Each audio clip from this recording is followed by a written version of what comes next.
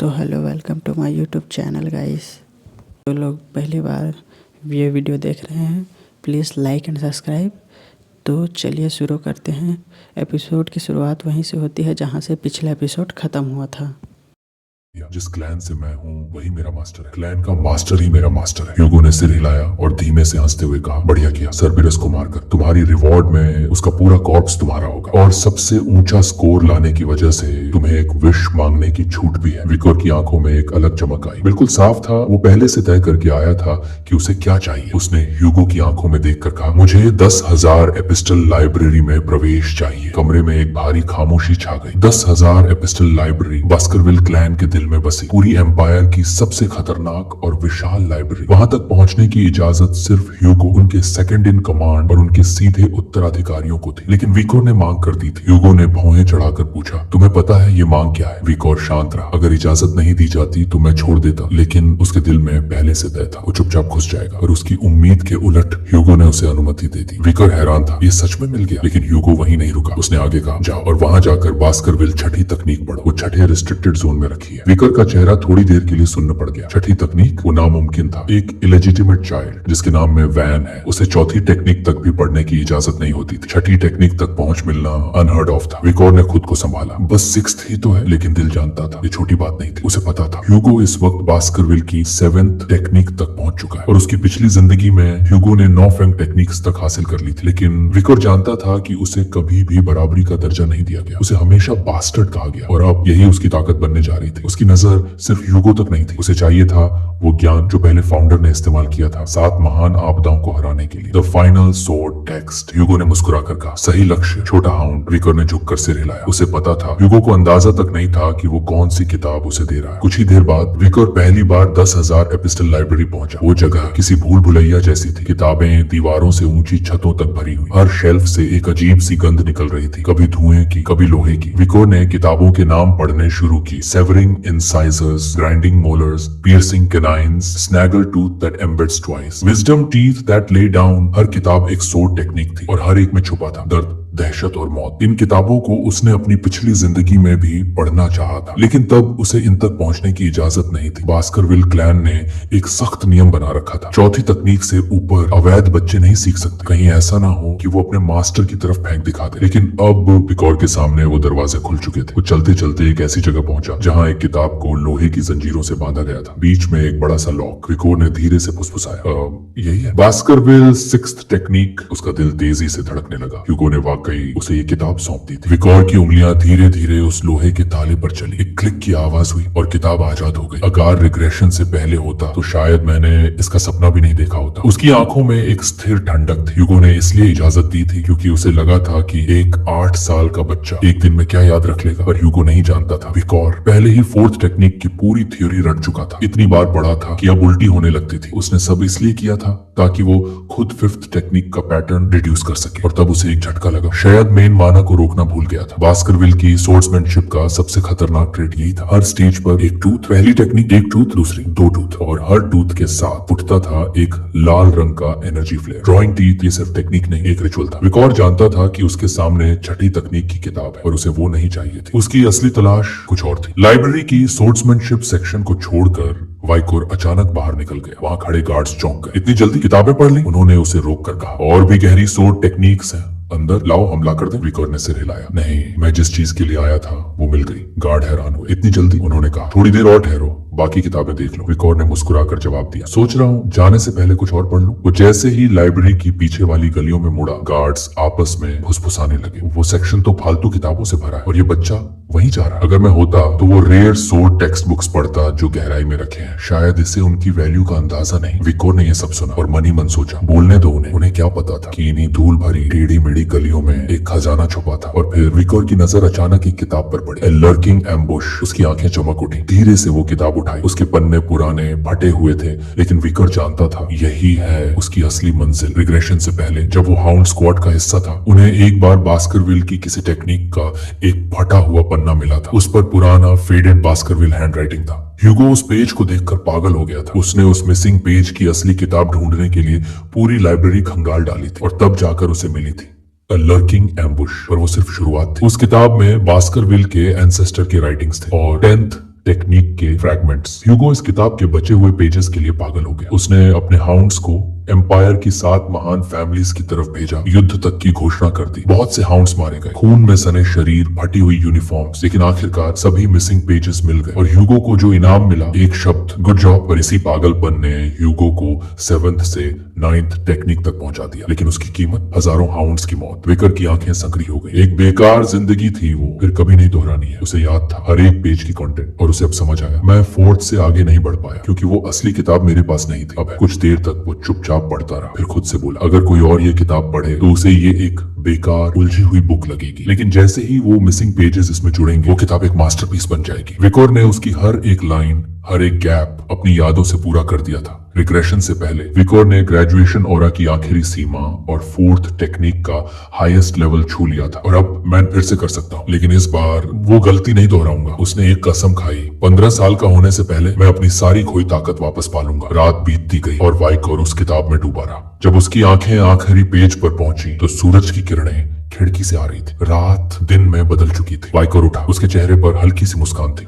मैंने पूरी किताब याद कर ली। लाइब्रेरी में अब कोई गार्डियन नाइट नहीं था, शांति थी, सन्नाटा था। विकर जानता था उसका शरीर अभी बच्चा है, वो 10 टीथ नहीं खींच सकता, लेकिन 5th टेक्निक अब उसकी पहुंच में थी। स्टैच्यू के सामने खड़ा होकर विकोर ने गहरी सांस ली और फिर पहली टेक्निक, दूसरी, तीसरी, चौथी, हर एक वार में छिपा था उसका जुनून, उसका गुस्सा, उसकी कसम। हर बार जब तलवार हवा चीरती, एक पुरानी याद उसका सीना चीरती। उस पास्ट की याद, जब मैं ग्रेजुएशन ऑरा तक पहुंचा, कुछ कोई, लेकिन कोई सही टेक्निक नहीं सीख पाया। जब बास्करविल का असली खून मुझे देखकर नफरत करता था, जब मेरी पहचान ही मेरी सबसे बड़ी हार थी। लेकिन इस बार वो विकोर अब जिंदा नहीं है। उसने स्टैच्यू पर ऐसा वार किया जैसे उसमें ह्यूगो का चेहरा हो। मैं फिर नहीं झुकूंगा। तलवार चली, स्टैच्यू की सतह चीरती चली गई। विकोर की सांसें तेज थी, माथा पसीने से भीगा। उसने अपनी मुट्ठियां भींच ली। ये 5th टेक्निक थी और तभी एक गर्म लहर उसके दिल से उठकर गले तक पहुंच गई। उसकी आंखें भर आई, खुशी से, गर्व से, और फिर हुआ कुछ ऐसा जो कभी नहीं हुआ था। बास्करविल के इतिहास में सबसे तेज रफ्तार में एक यंग हाउंड के दांत उगने लगे। कैनाइन टीथ, जो अपने मास्टर के प्रति वफादारी की निशानी थे। विकोर कांप रहा था, लेकिन वो डर नहीं था, वो विजय की थरथराहट थी। अब उसका माना वो नहीं था जो पहले था। अब उसमें बह रही थी लिक्विड ऑरा, जो ग्रेजुएशन का प्रतीक थी। पहले जिस मुकाम तक पहुंचने में उसे 30 साल लगे थे, अब वो सिर्फ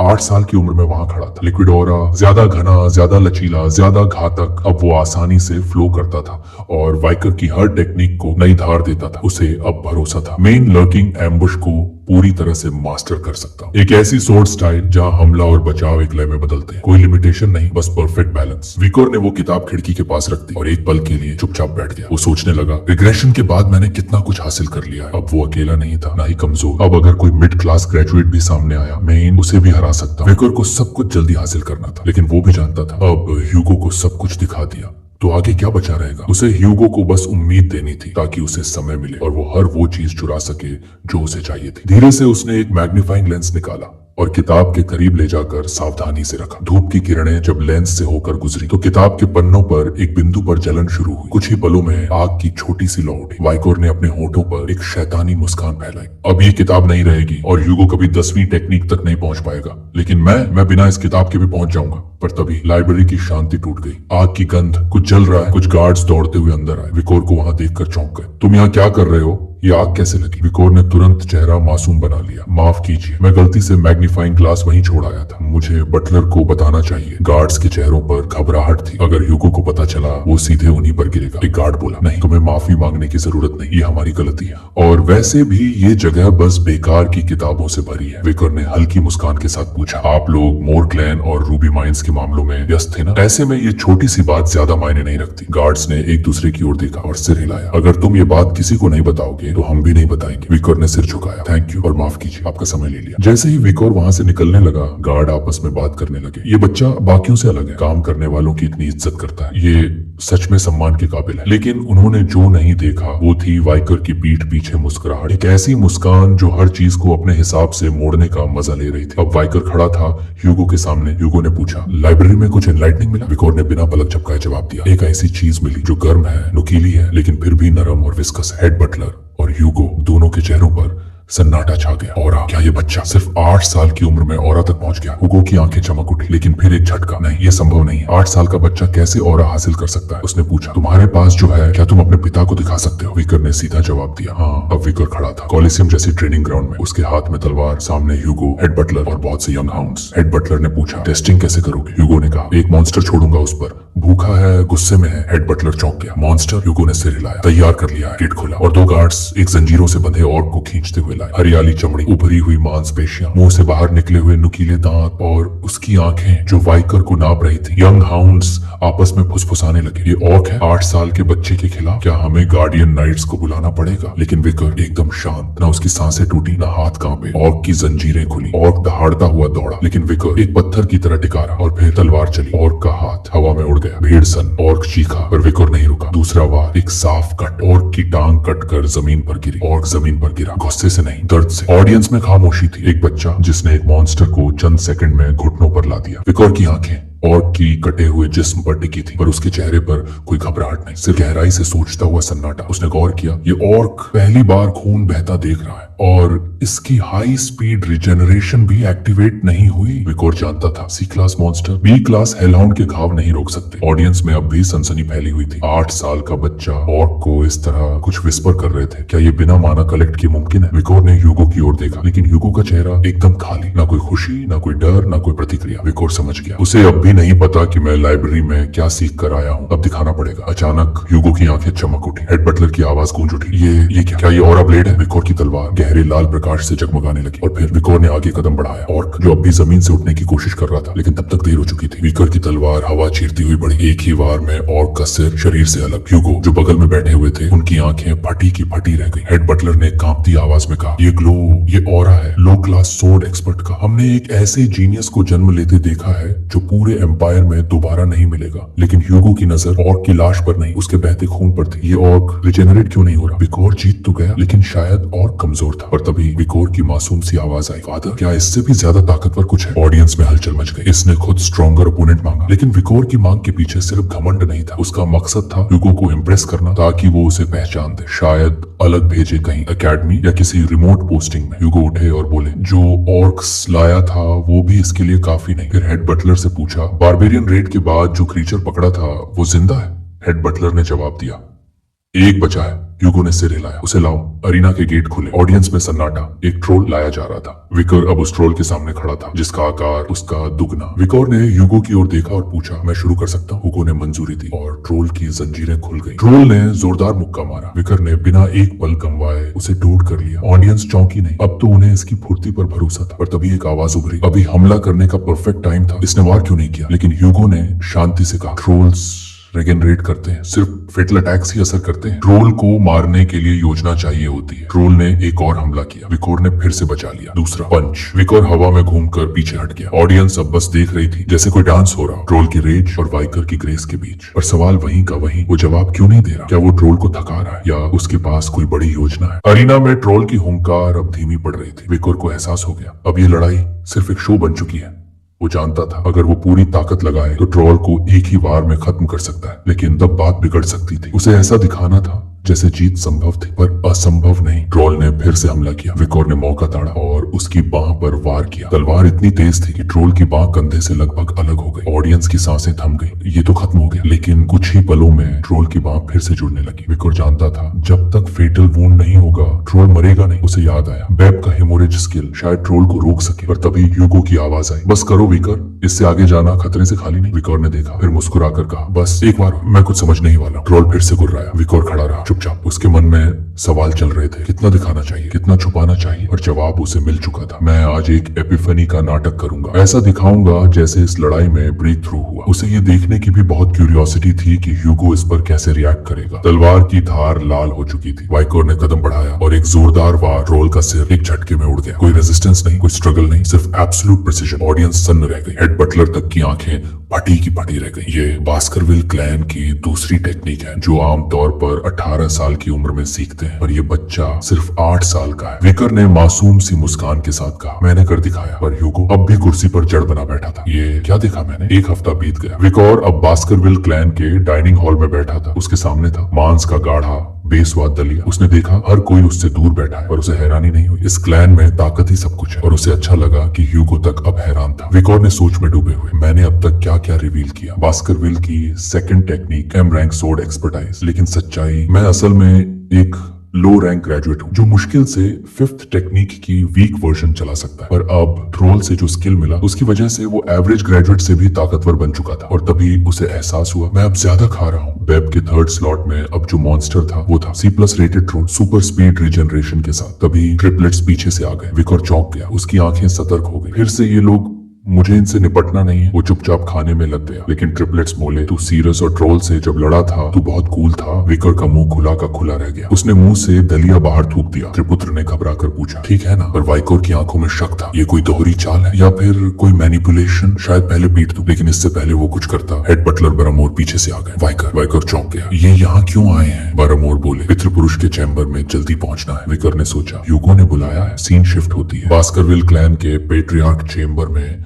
माहौल ठंडा था, पर खामोशी के नीचे पुरानी दुश्मनी की चिंगारी सुलग रही थी। एडोल्फ मॉर्ग ने कहा हमें उम्मीद है इस बार की जॉइंट ट्रेनिंग बिना किसी परेशानी के गुजरेगी। ह्यूगो ने सिर हिलाया। हमेशा की तरह सब कुछ ठीक रहेगा। पर एडोल्फ ने मुस्कुराकर याद दिलाया पिछले साल 2 बच्चे बुरी तरह घायल हुए थे, एक हमारे एक तुम्हारे क्लैन से। ह्यूगो ने बात को हल्के में लिया। बस मामूली चोट थी। मॉर्ग क्लैन के बच्चे थोड़े नाजुक होते हैं। एडोल्फ ने पलटकर जवाब दिया नाजुक नहीं, नोबल होते हैं, डिग्निफाइड। कभी बास्करविल और मॉर्ग क्लैन्स घनिष्ठ साथी हुआ करते थे। एक आयरन ब्लडेड सोर्ड क्लैन, दूसरा रिनाउंड मेज क्लैन।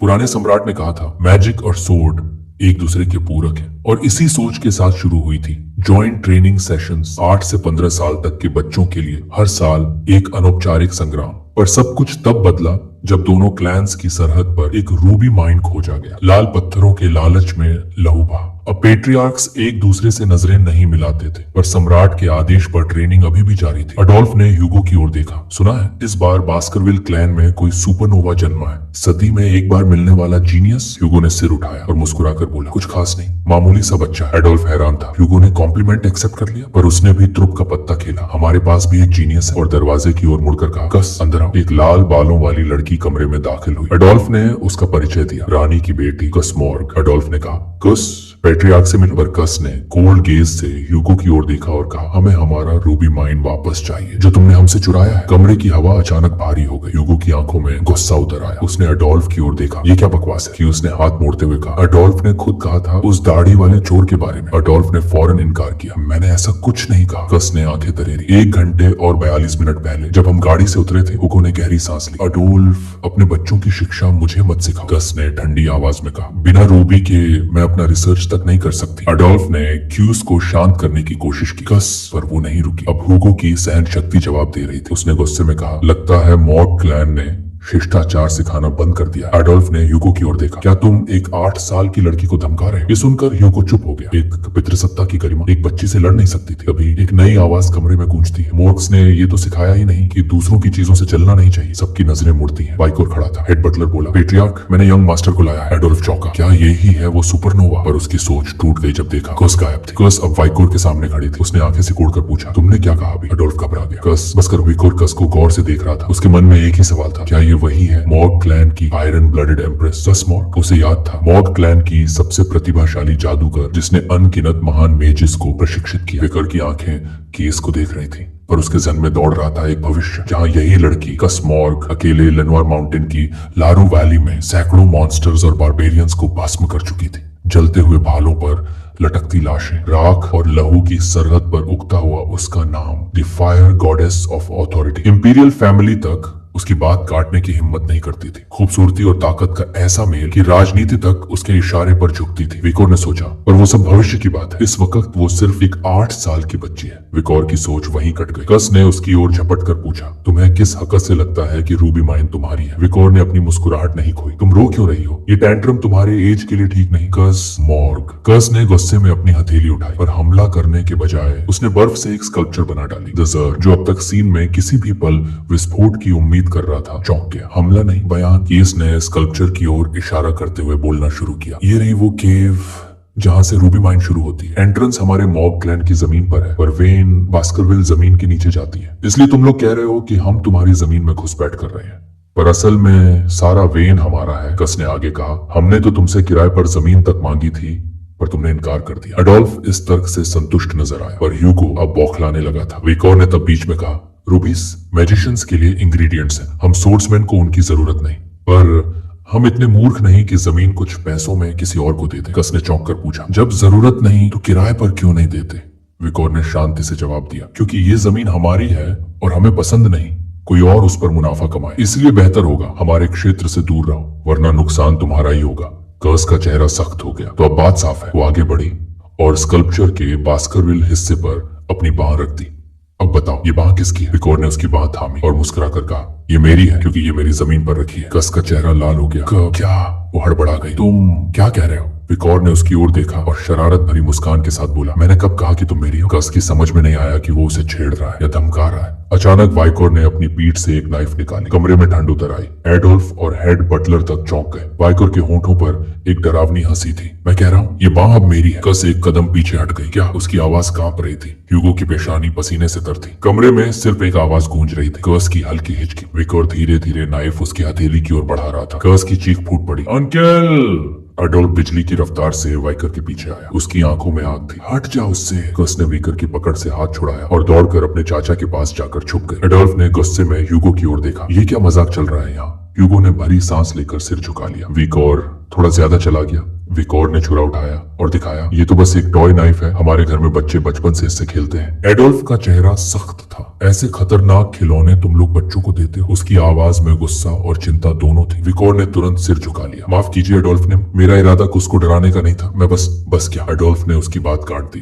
तुम इस सबको हल्के में ले रहे हो। पर इससे पहले की बात बढ़ती, ह्यूगो ने बीच में दखल दिया। एडोल्फ, बच्चों के बीच की बातें बड़े लोग ज्यादा टांग नहीं अड़ाते। अब इन छोटी छोटी बातों में उलझने से बेहतर होगा कि हम रूबी माइन और फ्रेंडली ड्यूअल्स पर ध्यान दें। एडोल्फ ने कुछ पल सोचा, फिर गहरी सांस लेते हुए बोला, ठीक है सुनता हूं। पर कस अब भी नाराज थी। आंखों में हल्की नमी, होंठ भींचे हुए। उसने विकर की ओर देखा। मैं ये कभी नहीं भूलूंगी। विकर ने सिर्फ हल्की सी मुस्कान दी। न माफी न पछतावा, बस वही पुरानी ठंडी बेपरवाही। अगले दिन अरीना में धमाका होने वाला था। फ्रेंडली ड्यूअल्स की घड़ी आ चुकी थी। 8 से 15 साल के बच्चे जमा थे। कोई मैजिक सेंस दिखा रहा था तो कोई थियोरी में नंबर बटोर रहा था। और पूरा मैदान जानता था आज की असली टक्कर है। की स्मॉग बनाम वाइकर वैन बास्करविल, दोनों क्लैंस के सबसे बड़े जीनियस आमने सामने। की उसने वाइकर को देखा और बोली, तैयार हो जा वाइकर, अब कोई रहम नहीं होगा। और फिर बिना किसी देरी के उसने स्पेल कास्टिंग शुरू कर दी। भीड़ हैरान रह गई। क्या वो क्वाड्रा स्पेल्स कास्ट कर रही है? 4 स्पेल्स एक साथ, और वो भी सिर्फ 8 साल की उम्र में? एक स्पेक्टेटर ने फुसफुसाया, ये कस मॉग है, मॉग की जीनियस मेज। इससे कम की उम्मीद ही किसने की थी? कस ने चारों स्पेल्स एक साथ दागे, पर वाइको ने उन्हें ऐसे डॉज किया जैसे हवा में तैरती कोई पत्ती। उसके चेहरे पर हल्की झुंझलाहट थी। दिखावे के लिए स्पेल्स मत करो, पहले एक स्पेल को मास्टर करो, फिर बाकी की सोचना। कस ने दांत भींचते हुए कहा, तुम्हें क्या पता मैजिक के बारे में? तुम तो बस एक मूर्ख हो। गुस्से में उसने सैंड वॉल स्पेल कास्ट किया। रेत की दीवार उनके बीच उठ खड़ी हुई। विकोर ने एक किक मारी और दीवार धूल में मिल गई। जुबान तुम्हारी उम्र से तेज है कस मोर। कस की आंखें खुली की खुली रह गई। ये ताकत, क्या ये वही है जो रिवर स्टिक से नहा कर आती है? और वो सोचती रही, और उसी पल विकोर ने हमला किया। इतनी तेजी कि बचने का मौका ही नहीं था। कस ने आंखें बंद कर ली। मुझे नहीं चाहिए था कि मैं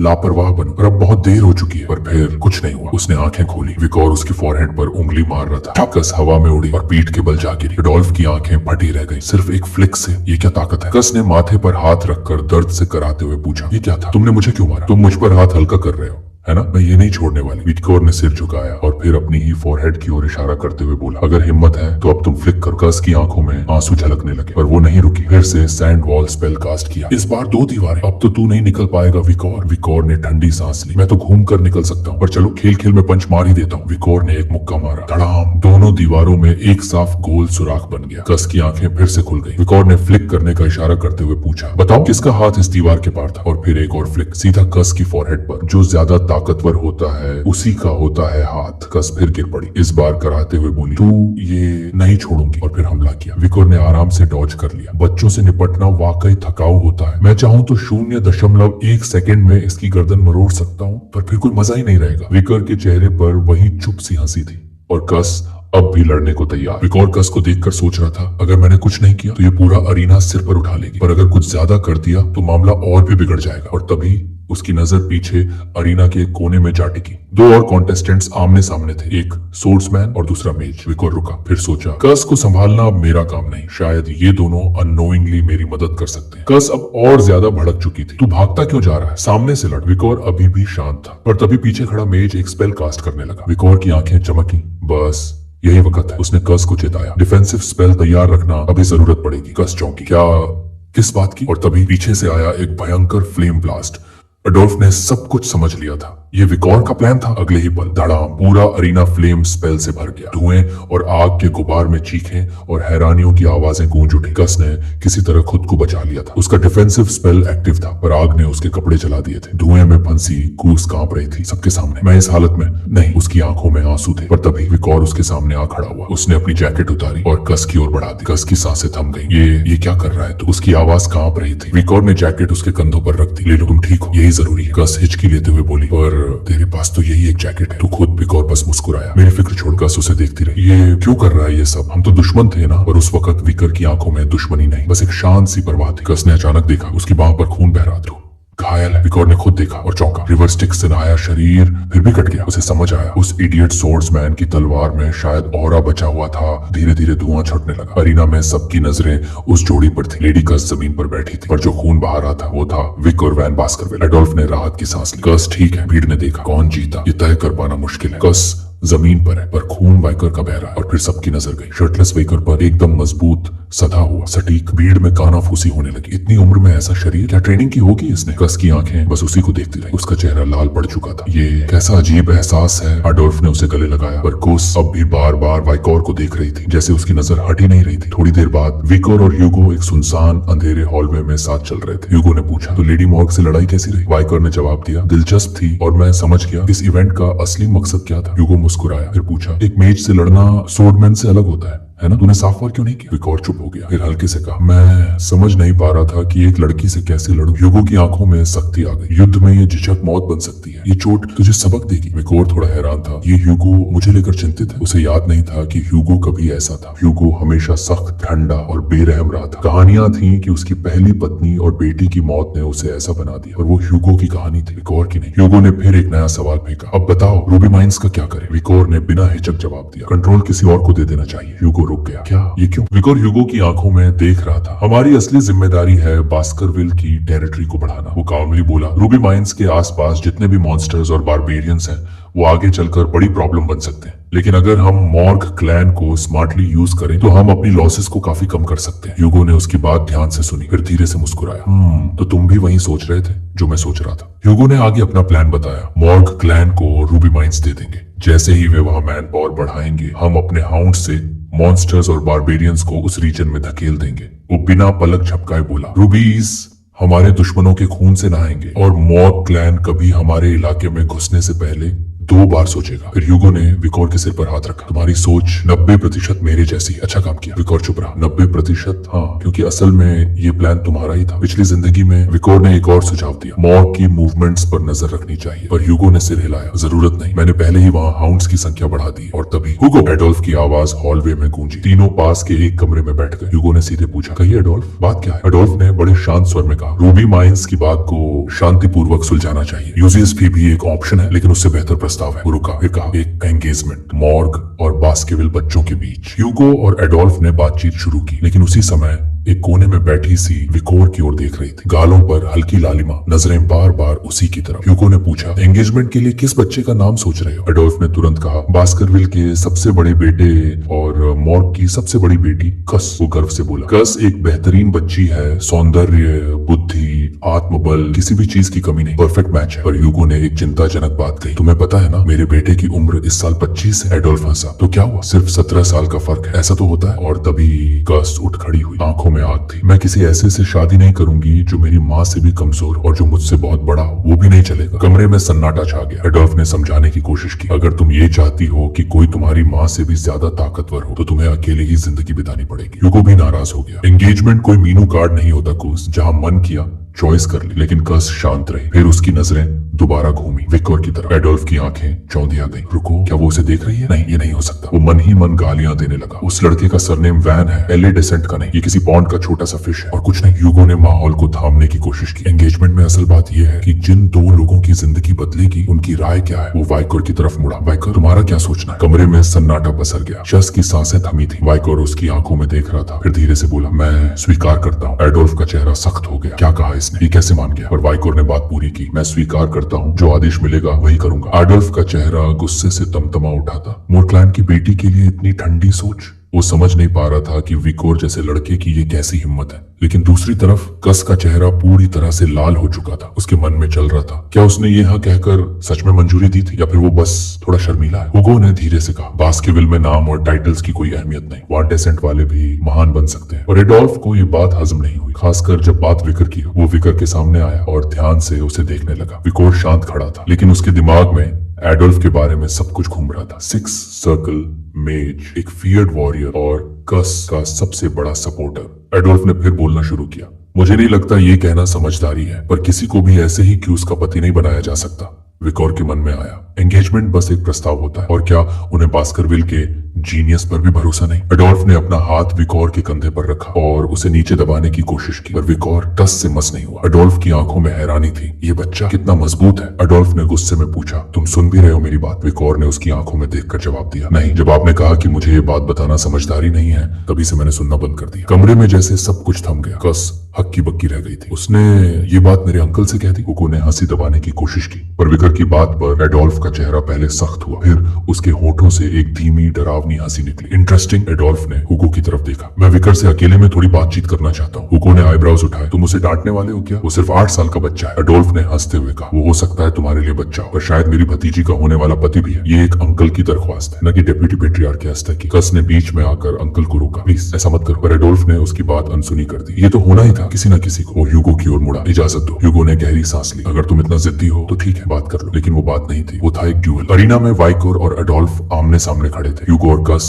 एक तरफ खड़े होकर सब देख रहे थे। एडोल्फ ने हाथ उठाया और बोला, मैं तुम्हारी एबिलिटीज का परीक्षण करूंगा, हर चीज दिखाना जो तुम्हारे पास है। विकोर ने सिर हिलाया, अगर सब कुछ दिखा दिया तो शायद तुम होश को बैठोगे। एडोल्फ ने चांट्स बोले और अपनी पाल्म से एलिमेंट्स को घुमाना शुरू किया। फायर, अर्थ, वाटर, तीनों को एक साथ कंट्रोल करता हुआ उसने एक मिट्टी का बर्तन बनाया और फिर उसमें पानी भरा। फिर वो बर्तन अपने सिर पर रख लिया कि उसने फुसफुसाया। ये उनके सिग्नेचर स्पेल्स में से एक है। 3 एलिमेंट्स का परफेक्ट बैलेंस। अंकल सच में बहुत खतरनाक है, एडोल्फ ने घोषणा की। अगर एक बूंद पानी भी इस बर्तन से नीचे गिरी तो तुम जीत जाओगे। विकोर ने नजरें तानी और सोचने लगा, एडोल्फ जैसा ओपोनेंट मेरे पिछले जीवन में भी रेयर था। असैसिनेशन का चांस 50%, हेड ऑन फाइट में विन रेट सिर्फ 10%। लेकिन मुझे बस ह्यूगो की एक्सपेक्टेशंस को पूरा करना है और ये देखना है कि एडोल्फ असल में कितना कैपेबल है। और बिना किसी चेतावनी के विकोर सीधा दौड़ पड़ा, हाथ में तलवार और आंखें सीधे एडोल्फ पर। ह्यूज ने घबरा कर चिल्लाया, वाइकोर ऐसे सीधे नहीं भाग सकते उसके सामने। वाइकोर की तलवार हवा में लहराई। एडोल्फ ने बैरियर स्पेल एक्टिवेट किया और वार को रोका। विकोर का वार एडोल्फ की शील्ड पर पड़ा और वो शील्ड ऐसे अडिग खड़ी रही जैसे लोहे की दीवार। एडोल्फ ने हल्की मुस्कान के साथ पूछा, तू इस पर हमला कर रहा है और कस इसे बचा रही है, क्या बात है कस, अब तुम इसकी तरफ हो? कस ने बिना झिझक के जवाब दिया, शील्ड मैजिक सोर्ड्समैन के खिलाफ सबसे असरदार होती है। एडोल्फ हंसा, तो ये लड़का इस शील्ड को काट पाएगा? इम्पॉसिबल। विकोर ने मुट्ठी भींची। उसकी तलवार की नोक थोड़ी सी कांपी, पर वार फिर भी नहीं टूटा। एडोल्फ अब बोर हो रहा था। अब मैं शुरू करता हूँ। एडोल्फ ने स्पेल कास्ट करना शुरू किया। विकोर उसकी हर अटैक को चकमा देता रहा, तेजी से, फुर्ती से, बिना एक भी चोट खाए। कुछ बीच में चिल्लाए, अनफेयर है एडोल्फ ने, आपने मुझसे लड़ते वक्त ये मैजिक कभी नहीं यूज किया। एडोल्फ रुक गया। तो अब तुम उसी लड़के की तरफ हो जिससे मेरी लड़ाई हो रही। उसका चेहरा ऐसा बन गया मानो वो रो देगा। तू हरामी है वाइकोर, ये नहीं छोड़ूंगा मैं। ह्यूगो ने सब कुछ शांति से देखा। विकोर की स्पीड बहुत तेज है, डॉज कर पाना मुश्किल है, नामुमकिन नहीं, पर मुझे रुकने की जरूरत नहीं। अब देखता हूँ ये नौजवान हाउंड क्या कर सकता है। विकोर अब एडोल्फ की हर हरकत को पढ़ रहा था। रिग्रेशन से मिली समझ और अब की उम्र की सूझबूझ, ये दोनों मिलकर उसे एक अलग ही योद्धा बना रहे थे। एडोल्फ ने घमंड से कहा, तू चाहे जितना भी वार कर ले, मेरी शील्ड नहीं टूटेगी। और तभी विकोर के वार शील्ड को चटकाने लगे। हर वार एक ही जगह मशीन की तरह हमला कर रहा है ये लड़का। अडोल्फ के मन में ये सोच कौंधी। और तभी विकोर की तलवार टूट गई। अडोल्फ ने ठाका लगाया। तलवार की ड्यूरेबिलिटी नहीं देखी, शील्ड से ज्यादा तो वो पहले ही टूट गई। हुगो और क्यूस के चेहरे पर हैरानी थी। विकोर चुप था। अडोल्फ बोलता रहा, तेरा गेम यही खत्म। और तभी अडोल्फ के चेहरे पर पानी गिरा। छपाक, पूरा सिर भीग गया। अडोल्फ चीख पड़ा, ये क्या हुआ? पानी कहाँ से आया? विकोर ने मुस्कुरा कर कहा, पॉट तो भरा हुआ लगता था। कस को समझ आया। तलवार का वो टुकड़ा पॉट में छेद कर गया। पानी छलक पड़ा और एडोल्फ भीग गया। उसका चेहरा सुर्ख हो गया। वाइकोर ने मेरे अंकल को हरा दिया। कस की आंखों में हल्की चमक थी और मन में चल रही थी एक अजीब सी सोच, क्या मैं वाइकोर से शादी कर सकती? हुगो ने कस की ओर देखा, फिर विकर की ओर। ये कोइंसिडेंस नहीं था, ये उस लड़के की अच्छी थी, ताकत थी और टैलेंट था। शायद मैं जो सोच रहा था वो लड़का उससे कहीं ज्यादा बड़ा हाउंड बन रहा है। 7 साल बीत चुके थे। वो सारे छोटे हाउंड्स अब जवान हो गए थे। आज उनके सामने था एक खतरनाक मॉन्स्टर, भालू जैसी काया, सिर पर सींग। उसने दहाड़ मारी और उनकी ओर झपटा। हर हाउंड अपनी तलवार लेकर सामने आया। किनारे खड़े थे शैडो हाउंड, स्टैफर्डशायर बास्करविल का सख्त ट्रेनर। उसने चिल्लाकर कहा, वाइटल पॉइंट्स पे हमला मत करो, पहले इसकी टांगों पर वार करो, धीमा करो इसे। ट्रिपलेट्स ने एक साथ हमला किया। Perfect coordination. मॉन्स्टर थकने लगा। स्टाफर मुस्कुराया, इनकी डार्क क्रिम्सन ऑरा बिल्कुल बास्करविल के लायक है। जैसे ही मॉन्स्टर कमजोर पड़ा, बाकी सभी हाउंड्स उस पर टूट पड़े। कई वारों के बाद मॉन्स्टर गिर पड़ा। स्टाफर ने जोर से कहा, शाबाश, अब तुम सब लो रैंक स्वॉर्ड एक्सपर्ट्स बन चुके हो और बास्करविल की फर्स्ट स्वॉर्ड टेक्निक भी मास्टर कर चुके। और उसकी आंखों में अभी भी एक सख्त चेतावनी थी। और ध्यान रखना, ये मॉन्स्टर एक केज में था। असल मौत तो लरूज की लेनवार माउंटेन पर है। वहां का वाइल्ड ऑक्स बेयर तुम्हें बख्शेगा नहीं। या तो अपने ब्लड लाइन की ताकत से बचोगे या एक्सपीरियंस से, पर एक गलती मौत बन सकती है। 7 साल की कठिन और बेरहम ट्रेनिंग के बाद आखिरकार इंस्ट्रक्टर ने अपने शब्दों में उस घड़ी का ऐलान किया, आज से तुम सब ग्रेजुएट हो। उनकी आवाज में सख्ती थी, मगर कहीं अंदर एक हल्की सी नरमी भी छुपी हुई थी। वो सब नौजवान हाउंड्स जो अब तक ट्रेनिंग ग्राउंड्स की मिट्टी में लथपथ होते रहे थे, आज पहली बार एक दूसरे के सामने सिर उठाकर मुस्कुरा रहे थे। इंस्ट्रक्टर ने उनकी तरफ देखा और गहरी सांस लेते हुए कहा, तुम सबकी जिंदगी यहाँ से असली मायनों में शुरू होती है। भविष्य के लिए शुभकामनाएं। फिर जैसे हवा में एक हलचल सी फैल गई। ट्रेनिंग खत्म होते ही युवा हाउंड्स आपस में बातचीत करने लगे। धीरे धीरे दबे स्वर तेज होते चले गए। 2 हाउंड्स एक किनारे बैठकर अपने पसंदीदा नाइट ऑर्डर्स के बारे में चर्चा कर रहे थे। पहला हाउंड बोला, मुझे तो वुल्फ हाउंड ऑर्डर ज्यादा पसंद है, उनका सिस्टम ही अलग है। दूसरा हाउंड हंसते हुए बोला, मैं तो डोबरमैन, पिटबुल और रॉटवाइलर, इन तीनों में से किसी एक में जाना चाहूंगा। असली लड़ाई वही होती है। बास्करविल क्लैन में कुल 7 नाइट ऑर्डर्स थे, हर एक का मकसद अलग। कहीं निगरानी रखनी होती थी, कहीं खोज करनी होती थी, कहीं हत्या का काम सौंपा जाता था और कहीं खुलेआम जंग लड़नी पड़ती थी। कभी पहला हाउंड अचानक रुक गया। उसकी निगाह मैदान के उस कोने पर टिक गई जहां एक विशाल मरा हुआ ऑक्स बेयर पड़ा था और उस पर एक नौजवान अकेला बैठा था।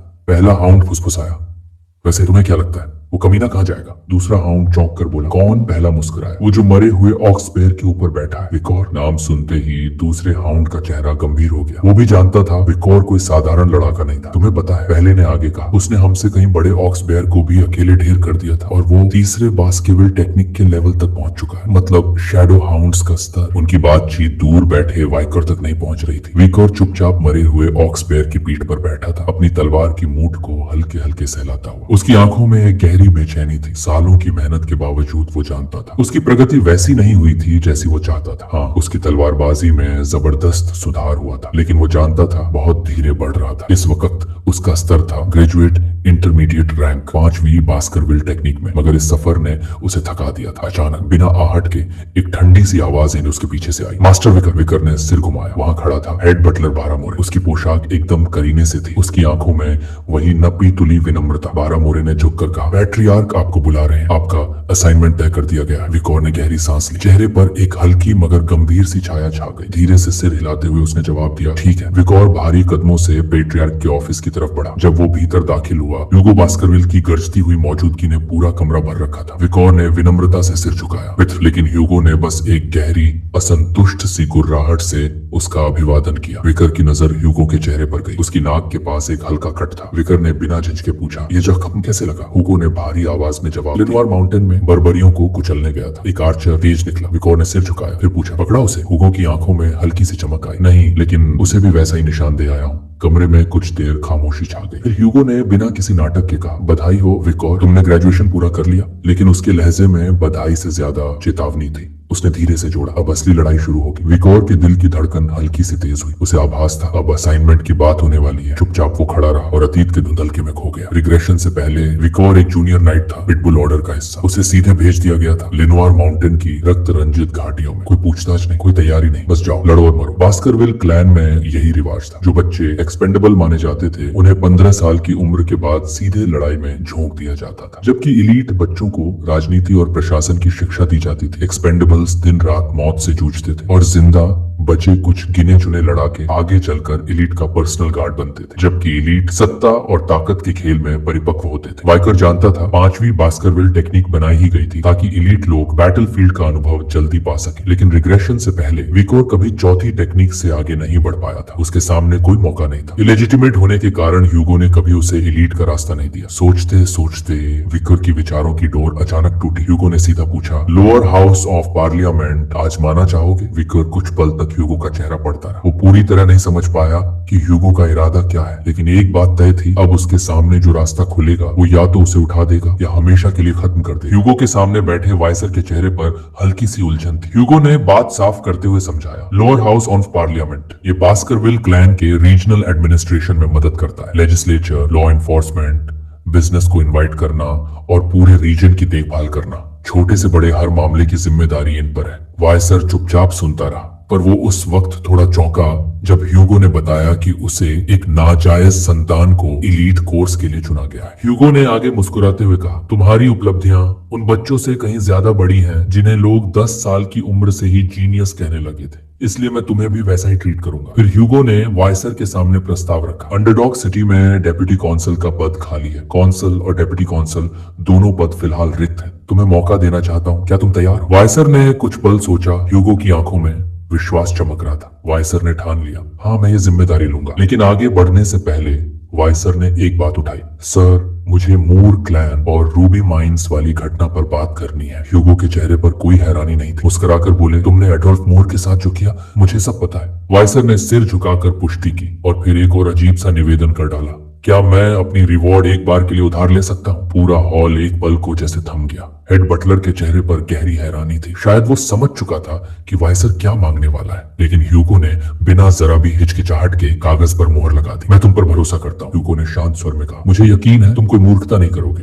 वाइसर ने नजरें झुका ली, मन ही मन वादा करते हुए, मैं आपको कभी शर्मिंदा नहीं करूंगा। लेकिन चलते वक्त वाइसर के दिल में एक अजीब सी कसक थी। कभी जिसकी नजरों में वो बस एक बोझ था, आज वही उसे सन कह रहा था। पिछले जन्म में ऐसा सोचना भी नामुमकिन था। वाइसर और हेड बटलर साथ साथ महल की लंबी गूंजती हुई गलियारों से गुजरे। रास्ते में हेड बटलर ने गंभीर स्वर में कहा, पेट्रियार्क ने तुम्हें कौंसल बनाने का निर्णय इसलिए लिया है क्योंकि वो तुम्हें भविष्य के लिए तैयार कर रहे हैं। इसे डिसिप्लिन ऑफ किंगशिप कहा जाता है। वाइसर चुप रहा। उसे अच्छे से पता था कि नई पदवी मिलना ही सब कुछ नहीं होता। सफलता की कोई गारंटी नहीं होती। उसे खुद को साबित करना होगा। मन ही मन सोचा, ये एक मौका है अपने कौशल को सुरक्षित माहौल में निखारने का। लेकिन उस नर्म सोच के नीचे एक और याद दबी हुई थी, अपने पिछले जन्म की सबसे भयावह याद, गिलोटिन के नीचे अपना सिर गिरते हुए देखना। वाइसर की आंखों में अचानक एक ठंडी चमक आ गई। ह्यूगो ला बास्करविल, एक दिन तुम्हें भी वही दर्द महसूस कराऊंगा। बास्करविल टेरिटरी के अंडरडॉग सिटी में एक बड़ी सी विला के अंदर एक गंजा आदमी 2 कर्मचारियों को आदेश दे रहा था, कल तक हर कोना चमकना चाहिए। नया डेप्यूटी काउंसिल आ रहा है, कोई भी चूक बर्दाश्त नहीं होगी। Yes sir. दोनों कर्मचारियों ने एक साथ सिर झुका दिया। काम करते करते उनमें से एक कर्मचारी ने उत्सुकता से पूछा, सोच रहा हूँ नया डिप्टी काउंसिल कैसा होगा, कोई बिजनेस में माहिर इंसान हो तो अच्छा रहेगा। दूसरे कर्मचारी ने हंसते हुए जवाब दिया, भाई सुना है बस 15 साल का बच्चा है। उनकी बातें चल ही रही थी कि तभी दूर से एक छोटा लड़का विला की ओर बढ़ता दिखाई दिया। दूसरे कर्मचारी ने उसकी तरफ कदम बढ़ाया, हाथ से लड़के के कंधे को पकड़ा और सख्ती से बोला, यहाँ ऐसे ही कोई नहीं घुस सकता। किसका बच्चा है तू? लड़के ने सिर उठाकर उसे घूरा। उसकी आंखों में क्रोध था। फिर बेहद ठंडे स्वर में कहा, हाथ हटाओ। वो लड़का कोई और नहीं, स्वयं वाइसर था। वाइसर ने जेब से एक कागज निकाला और कर्मचारियों के सामने फेंक दिया। दोनों कर्मचारियों ने कागज को पढ़ा। उनकी आंखें हैरानी से फैल गई। डिप्टी काउंसिल, तुम लोग बस आदेश मानो। वाइसर ने ठंडे स्वर में कहा, शानदार पार्टी का इंतजाम करो, खाना शराब सब चाहिए। कर्मचारियों के मन में ढेर सारे सवाल थे। ये बच्चा एक दिन पहले क्यों आ गया? पर किसी की हिम्मत नहीं हुई कुछ कहने की। विला के अंदर जल्द ही रौनक फैल गई। भोजन, शराब, हर तरफ अमीरी की चमक थी। अंडरडॉग सिटी के कई प्रतिष्ठित नोबल वहां जमा हो चुके थे। हंसी मजाक, बातचीत और संगीत का माहौल बन चुका था। इसी बीच दूर एक दफ्तर के अंदर शुआ बास्करविल, जो अंडरडॉग सिटी का जनरल सेक्रेटरी था, बेचैनी से ऑफिस में चक्कर काट रहा था। उसका चेहरा तनाव से तना हुआ था। कोई तो था जो इस अचानक हुए बदलाव से नाखुश था। खिड़की के उस पार झांकते ही छुआ की आंखें फटी रह गई। उसे अपनी आंखों पर यकीन नहीं हो रहा था। नया डेप्यूटी सेल, एक नौजवान जो अभी हाल ही में काम पर रखा गया था, ऑफिस में ही पार्टी कर रहा था। हंसी, शराब और शोरगुल चारों तरफ फैला था। छुआ पहले ही तनाव में था, क्योंकि उसके जितने भी पूर्वज यहाँ काम करते आए थे, सबके सब रिश्वत लेते पकड़े गए थे और बर्खास्त कर दिए गए थे। और अब ये नया लड़का काम की जगह को मजाक बना रहा था। गुस्से से छुआ की मुट्ठियां भींच गई। कैसे इतनी हिम्मत कर सकता है ये? उसके मन में उबाल उठने लगा। वो कुछ कहने ही वाला था कि अचानक पीछे से एक ठंडी गहरी आवाज आई, क्या आप जनरल सेक्रेटरी हैं? छुआ का दिल जोर से धड़क उठा। वो लगभग उछल पड़ा। पलट कर देखा तो एक अजनबी गंभीर नजरों से उसे देख रहा था। वो आदमी अपना हाथ आगे बढ़ाते हुए बोला, मेरा नाम है वाइसर वैन बास्करविल, नया डेप्यूटी काउंसिल। छुआ ने हड़बड़ाते हुए खुद को संभाला। छुआ, उसने धीरे से जवाब दिया। वाइसर ने एक पल के लिए उसका नाम दोहराया। छुआ फिर रुका। मिडिल नेम नहीं है? छुआ का चेहरा सख्त हो गया। उसका दिल अंदर से डूबने लगा। फिर वही बात, फिर वही भेदभाव। उसे अच्छी तरह पता था मिडिल नेम का ना होना इस परिवार से खून का रिश्ता न होने का सबूत था। वो बस एक कर्मचारी था, कोई ब्लड मेंबर नहीं। अब तक उसने अनगिनत बार अपमान झेला था। हर डेप्यूटी काउंसिल उसे नीची नजरों से देखता था। उसे घृणा होती थी, खुद से भी और इस सिस्टम से भी। लेकिन इस बार कुछ अलग हुआ। वाइसर ने बिना हिचक छुआ के कंधे पर हाथ रखा और हल्के से मुस्कुराते हुए कहा, अच्छा है। छुआ ठिठक गया। वो कुछ समझ ही नहीं पाया, बस खाली नजरों से उसे देखता रह गया। वाइसर आगे बोला, मैं यहाँ आते हुए तुम्हारी पर्सनल फाइल देख चुका हूं। पता है तुम अंडरडॉग के? छुआ धीरे से सिर हिलाया। हाँ, यही पैदा हुआ, यही पला बढ़ा। वाइसर ने गहरी नजरों से उसे देखा और कहा, मैं जानता हूँ तुम्हारे जैसे लोगों को कितना संघर्ष करना पड़ता है, इसलिए तुम्हारे काम में दखल देने का मेरा कोई इरादा नहीं है। छुआ का मन उलझा रहा। ये कौन सी नई टाइप की हरासमेंट है? वो मन में सोचने लगा। खुद पार्टी रखवा कर अब यहाँ क्या ढोंग कर रहा है? लेकिन वाइसर चुप नहीं हुआ। वो गंभीरता से आगे बोला, देखो पर्सनल लॉ सिस्टम में कोई दिक्कत नहीं है, लेकिन जुडिशियल सिस्टम वहाँ बहुत गड़बड़ है। छुआ थोड़ा चौंका। वाइसर बोलता रहा, अंडरडॉग में इलीगल बिजनेसेस फल फूल रहे हैं और नतीजा ये कि अंडरग्राउंड लोग कानून से ऊपर हो गए। सिर्फ उनके बिजनेस बंद कर देने से बात नहीं बनेगी। जो सिर हैं, जो असली गुनहगार हैं, उन्हें काटना होगा। छुआ उसे ध्यान से सुन रहा था। वाइसर ने आगे कहा, मेरी ड्यूटी है कानून बनाना और उसे लागू करना। मैं पुराने कानूनों का सम्मान करता हूँ, लेकिन एक नया कानून जोड़ूंगा। छुआ की आंखें फैल गई। नया कानून? उसने चौंक कर कहा। वाइसर ने हल्के से सिर हिलाया। हाँ, और मैं वादा करता हूँ 1 हफ्ते के अंदर अंडरग्राउंड इकोनॉमी को जड़ से उखाड़ फेंकूंगा। छुआ का दिमाग सुन्न पड़ गया। पर इसके लिए कॉस्ट क्यों चाहिए? वो मन ही मन बुदबुदाया। वाइसर ने मुस्कुराते हुए समझाया, मैं अभी नया डेप्यूटी काउंसिल हूँ, लोगों को यकीन दिलाने के लिए एक परफॉर्मेंस चाहिए। वो अचानक खिड़की की ओर मुड़ा। उसकी आंखों में खतरनाक चमक आ गई थी। वो फुसफुसाया, सीधे कहूँ तो मैं मक्खियों के लिए गंदगी बिछाऊंगा। छुआ के रोंगटे खड़े हो गए। आखिर ये किस बला की तैयारी कर रहा है? अगले दिन सुबह की पहली किरण के साथ वाइसर डाउनटाउन अंडरडॉग के डॉर्स स्माइल स्ट्रीट पहुंच चुका था। वहां पहले से भारी भीड़ जमा थी। लोग आपस में बातें कर रहे थे, कानाफूसी कर रहे थे। वाइसर मंच पर खड़ा था, हाथ में एक चमचमाती हुई स्टेक पकड़े हुए। छुआ और उसके साथी किनारे खड़े ये तमाशा देख रहे थे। ये डेप्यूटी काउंसिल क्या करने वाला है? एक ने फुसफुसाकर पूछा। देखो तो सही, कितनी भीड़ इकट्ठा हो गई है। दूसरे ने जोड़ा, सुना है ये तो सुबह से ही यहाँ खड़ा है। और तभी वाइसर ने एक कदम आगे बढ़ाया। उसकी आवाज गूंज उठी, मैं हूँ वाइसर वैन बास्करविल, नया डेप्यूटी काउंसिल। पूरा मैदान सन्नाटे में डूब गया। लोग हैरानी से उसे घूरने लगे। इतना नौजवान डेप्यूटी काउंसिल, कितना क्यूट है, लेकिन इतनी छोटी उम्र में क्या कर लेगा? भीड़ के बीच से तरह तरह की फुसफुसाहटें उठने लगी, लेकिन वाइसर के चेहरे पर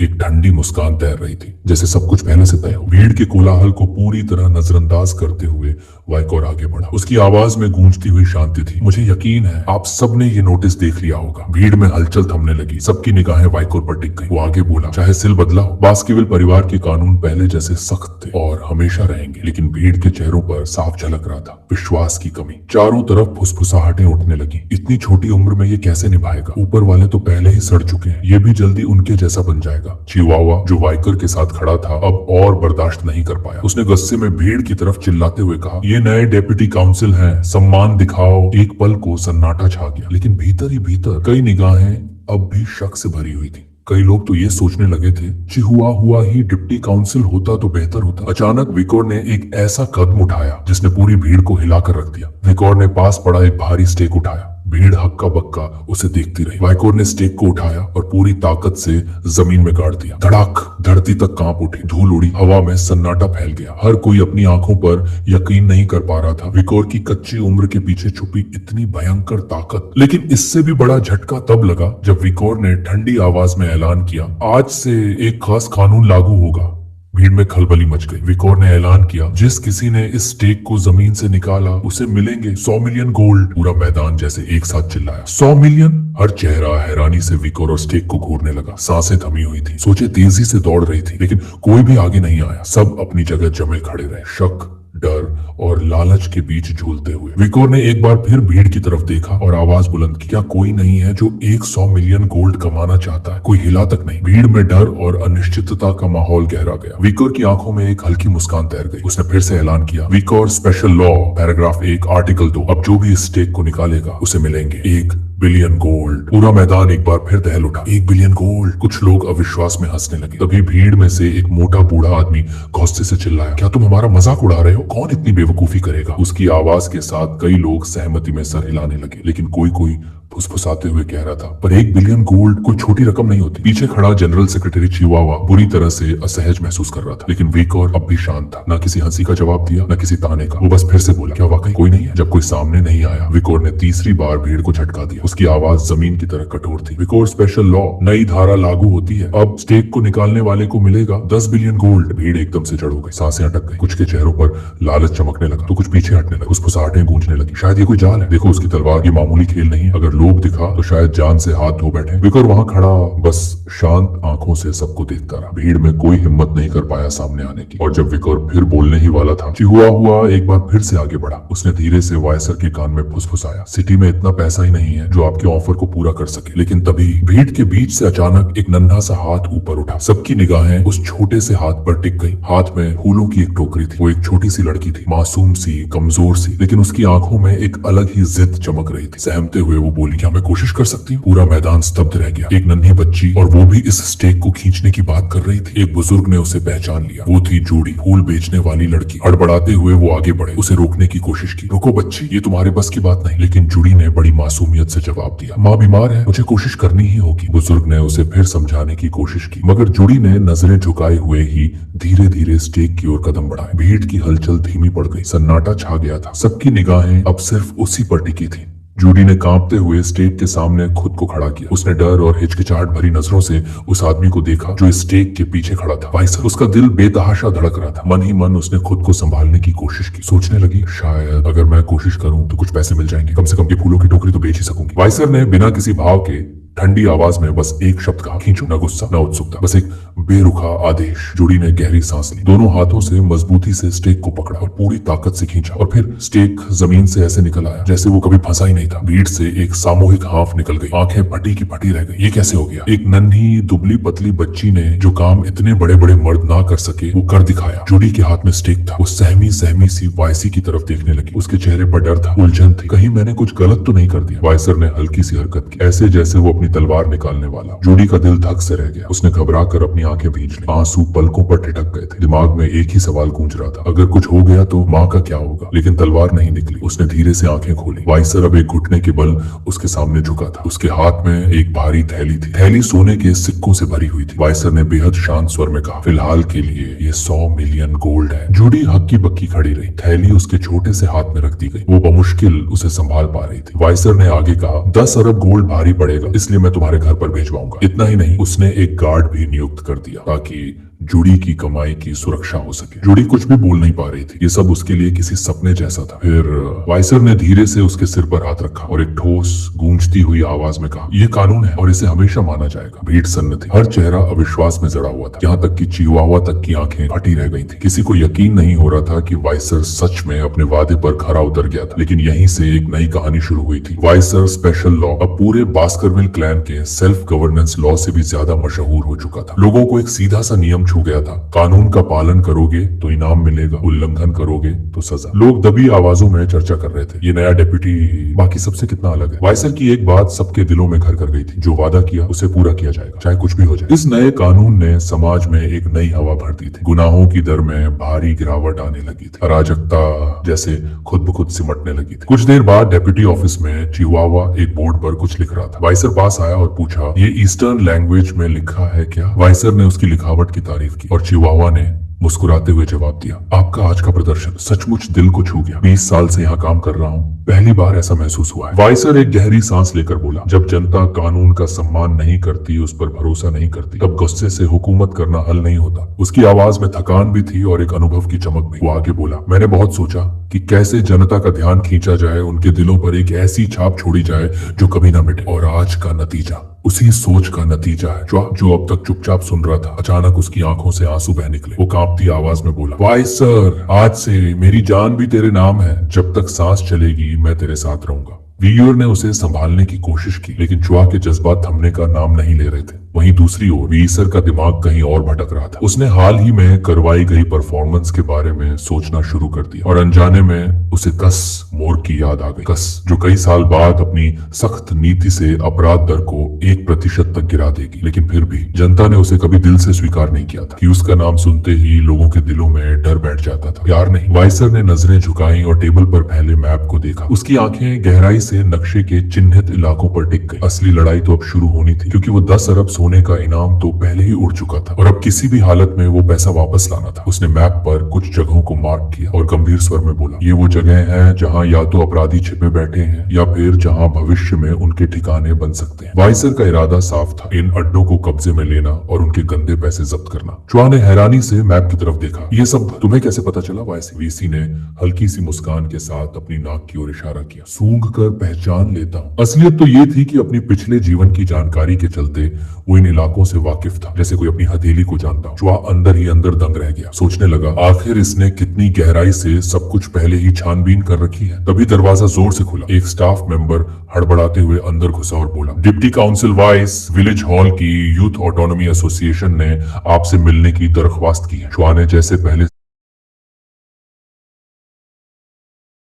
से ही यह अनुमान लगा रखी है। तभी दरवाजा जोर से खुला। एक स्टाफ मेंबर हड़बड़ाते हुए अंदर घुसा और बोला, deputy council vice, village hall की यूथ ऑटोनॉमी एसोसिएशन ने आपसे मिलने की दरख्वास्त की है। चुआ ने जैसे पहले से ही यह अनुमान लगा रखा हो। वो शांत लहजे में बोला, वक्त आ गया था उनके आने का। लेकिन वाइसर के चेहरे पर हल्की सी हंसी फूट पड़ी। अरे वाह, वो घमंडी कमीने अब मिलने आ रहे हैं। चुआ ने माहौल को जरा संभालते हुए समझाया, ये यूथ ऑटोनॉमी एसोसिएशन 7 बड़ी फैमिलीज की दूसरी और तीसरी पीढ़ी के बच्चों ने मिलकर बनाई है। Man blank, Porur, Loewi, channel, फेमो, Hermes और प्रार क्लैंस के नाजायज वारिस हैं ये। चुआ ने हल्की मुस्कान के साथ जोड़ा, नाम तो है ऑटोनॉमी एसोसिएशन, लेकिन असल में तो ये सिर्फ एक गंदा सोशल क्लब है। शराब, पैसे और गंदे खेल इनकी असली पहचान है। फिर चुआ ने अंदाजा लगाया, शायद उन्हें वाइसर स्पेशल लॉ पर कुछ उगालना है। वाइसर ने एक धीमी मगर तीखी आवाज में कहा, तो गंदे कीड़े अपनी गंध छोड़ने लगे हैं। स्टाफ मेंबर और चुआ दोनों उसकी बात सुनकर चौंक गए। वाइसर की आंखों में हल्की सी वहशी चमक थी। वो मुस्कुराया और फुसफुसाते हुए बोला, शहर को खा रहे इन कीड़ों को कुचलने का वक्त आ गया। इसी दौरान अंडरडॉग सिटी के सबसे आलीशान होटल के भीतर बर्निंग सस्पेंशन नामक एक हाई एंड क्लब में एक पार्टी जोरों पर थी। वीवीआईपी लाउंज, जो पूरे 6 घंटे के लिए 10 मिलियन सोने में बुक किया गया था, अब रंग बिरंगी रोशनियों में डूबा हुआ था। यहाँ यूथ ऑटोनॉमी एसोसिएशन के 7 सबसे अहम सदस्यों की बैठक चल रही थी। ये वो बच्चे थे जो बास्करविल टेरिटरी की 7 फैमिलीज की दूसरी और तीसरी पीढ़ी के गर्भ से पले हुए थे। हॉल में हंसी ठहाकों की गूंज थी। लड़के एक पिरामिड जैसी शराब के ग्लासों की मीनार बना रहे थे। हर बार जब वो शराब उड़ेलते, वो कीमत बताने से नहीं चूकते। ये बॉटल 5 लाख गोल्ड की है। हा हा हा हा, इससे सस्ती तो हमारे नौकरों की जान है। एक सुनहरे बालों वाला लड़का, जो शायद सबसे ज्यादा घमंडी था, वेटरों की ओर घूमा और आदेश दिया, जो भी शराब गिर गई है उसे चाट लो। बेचारे वेटर्स जमीन से शराब छाटते हुए बोले, धन्यवाद यंग मास्टर, इतनी कीमती शराब छकने का मौका मिला। वो लड़का सोफे पर फैलते हुए बोला, पैसा कितना भी उड़ाओ फिर भी वापस आ ही जाता है। उसके साथी ने हंसते हुए कहा, सब बास्केविल की मेहरबानी है, उन्हें बस अपनी टेरिटरी बढ़ाने से मतलब है, इंसानों की मांग से नहीं। एक और साथी ने जोड़ दिया, इसीलिए तो हम आराम से बारबेरियन पकड़कर बेच सकते हैं बिना किसी रोक टोक के। सबके चेहरे पर एक ही गंदा गर्व था, हम चाहे जो करें हमें कोई छू नहीं सकता। एक साथी ने हंसते हुए कहा, सबसे बढ़िया बात तो ये है कि अब हमें इंपीरियल फैमिली का भी डर नहीं रहा। दूसरा साथी भी ठहाका लगाते हुए बोला, और ऊपर से बास्करविल्स हमारी रक्षा कर रहे हैं, और क्या चाहिए, अपने पर्सनल हंटिंग डॉग्स की तरह बस एक इशारा करो, दौड़े चले आते हैं। लेकिन सुनहरे बालों वाला लड़का इन बातों पर तिरस्कार से हंस पड़ा। उसकी आवाज में घमंड साफ झलक रहा था। बास्करविल्स? हाँ, तलवार घुमाने वाले बेवकूफ हैं बस। इस्तेमाल करना हो तो कर लो, वरना तो खुद कुछ समझते भी नहीं। वो ममागू क्लैन की घटना याद दिलाता है, कैसे बास्कर विल्स ने अपनी गलती मैसम मगिनो क्लैन पर थोप दी थी। एक ऐसा क्लैन जो वॉच के सबसे वफादार गुटों में से था, लेकिन बास्कर विल्स ने उन्हें बर्बरता पूर्वक कुचल दिया, अपने ही हाथों से उनका संहार कर डाला। जैसे ही बातों का दौर आगे बढ़ा, एक और साथी ने नई गॉसिप फेंकी। अरे सुना है ना, एक नया उप कंसुल आया है, नाम है वाइसर, सुना है वैन डिसेंट है। सुनहरा बालों वाला लड़का तिरछी नजर से देखता है। वाइसर? कभी नाम भी नहीं सुना। हंसी दबाते हुए एक और चाल सोचता है, चलो फिर नए लड़के को थोड़ा सबक सिखाते हैं, बुलाओ उसे, सबसे बढ़िया शराब और औरतों के साथ पार्टी कराओ, और जब सब खत्म हो जाए बिल उसके मुंह पे फेंक दो। बाकी साथी हंसी रोक नहीं पाए, सब अपनी घटिया योजना पर मुहर लगा चुके थे। उसी वक्त कमरे का दरवाजा खुला, एक वेटर कुछ लड़कियों के साथ अंदर आया। Girls have arrived sir. सभी की आंखों में चमक आ गई, चेहरों पर भूखी हंसी फैल गई थी। लेकिन तभी उनमें से एक साथी ने भौहें चढ़ाते हुए इशारा किया। वो लड़का कौन है? वेटर भी चौंक गया, बोला पता नहीं साहब, इतनी आत्मविश्वास से आया कि किसी ने रोका ही नहीं। सुनहरे बालों वाला लड़का झुंझलाकर वेटर को इशारे से बुलाता है। वेटर उस लड़की के पास जाकर उसके बालों को पकड़ता है और गुस्से से झपटता है, तू यहाँ क्या कर रहा है? लेकिन फिर उस लड़के वाइसर के आंखों में गुस्से की ऐसी चमक उठती है कि पूरा कमरा सन्नाटे में डूब जाता है। सभी की सांसें थम जाती हैं। वेटर का चेहरा दर्द से विकृत हो जाता है, उसका हाथ असंभव कोण में मुड़ चुका था। चीख उसकी जुबान से पहले उसकी आंखों में उतरती है। भीतर बैठे लोगों में से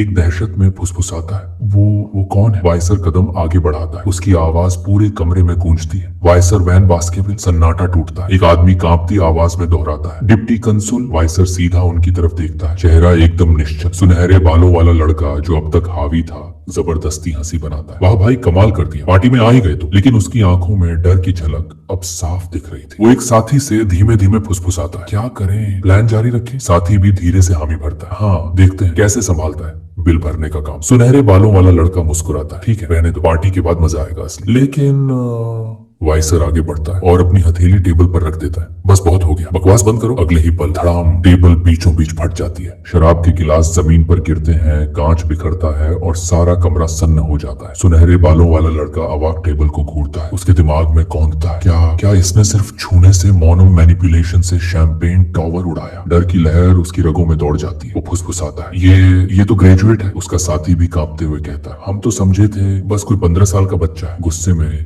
सुनहरे बालों वाला लड़का फट पड़ता है, तुम मिडिल क्लास एक्सपर्ट हो, कुछ करो। लेकिन साथी की आंखों में साफ था, वो जानता था कि अगर लड़ने गए तो हार निश्चित थी। उसी वक्त वाइसर एक आदमी के कंधे पर हाथ रखता है, सर्द आवाज में पूछता है, तो तुम लोग मुझे जबरदस्ती बिल भरवाने का सोच रहे थे? वो लड़का डर के मारे कांपता है और फौरन चिल्ला उठता है, नहीं, हम ही सबका बिल भरेंगे। और अब सब जान चुके थे, बहुत देर हो चुकी थी। अचानक एक और साथी ने गुस्से से आवाज उठाई, आखिर इतनी हिम्मत किसने की ऐसा करने की? लेकिन इससे पहले कि माहौल और ज्यादा बिगड़ता, सुनहरे बालों वाला लड़का बीच में आया। उसने अपने हाथ उठाकर सबको शांत करने की कोशिश की और कहा, हमारा मकसद बस एक था, विकर की परीक्षा लेना। अंडरडॉग सिटी अब भ्रष्ट हो चुका है और हमें यकीन करना था कि विकर उनके लालच में नहीं फंसे। जो लोग यहाँ तक वीडियो देखे हैं उनको दिल से थैंक यू।